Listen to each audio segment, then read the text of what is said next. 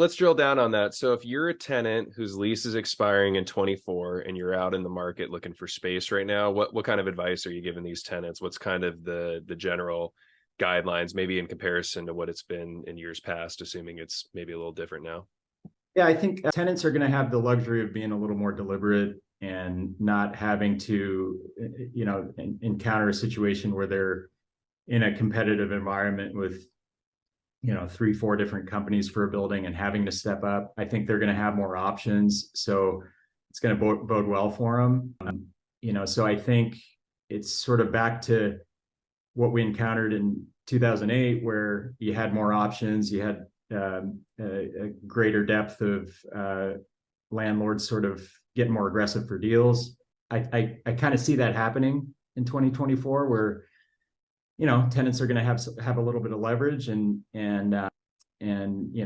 hopefully be able to sort of capitalize on that. So I think that's a lot of the same that we're seeing up here. Our demand has definitely shifted. I would argue it certainly hasn't fallen off the cliff. If you look at our vacancy, we were sitting around 3% for a while, and now we're kind of up to 5.5, which is obviously by all measures a huge uptick, but back that out into the grand scheme of things, to be 5% vacant, I mean, that's still a very healthy market and indicates that while there's more choices, there's still not a ton of choices.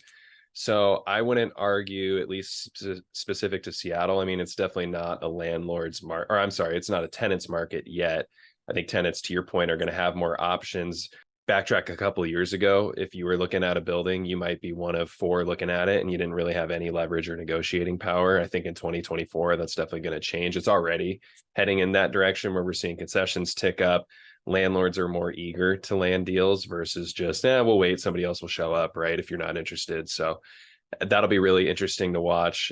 Yeah, I mean, I think if you're a tenant in 2024 with a lease expiration, looking at your options, it's really going to be a great time. Historically, rental rates are still much higher. For example, if you had signed your last, assuming you did a 5-year lease in 2019 and it's expiring next year, yeah, you're probably still seeing a pretty healthy rent bump, which seems contrary kind of to everything that we're talking about right here. But you're going to at least have options. You're going to have some leverage. You're going to be able to maybe get a few more things that you wouldn't get before. So that'll be really, I'm looking forward to it. I think both from the landlord and the tenant side. On the landlord side, it'll be interesting to figure out how to get creative to land deals. And on the tenant side, to see really how much you can leverage and get out of your position, and what value do you bring as a tenant to the building, right? Because that's a big one that we never really talk about is landlords, they look for credit tenants, right? And if you're not a credit tenant, how do you still get a favorable lease or leverage other components of your tenancy that aren't necessarily your balance sheet?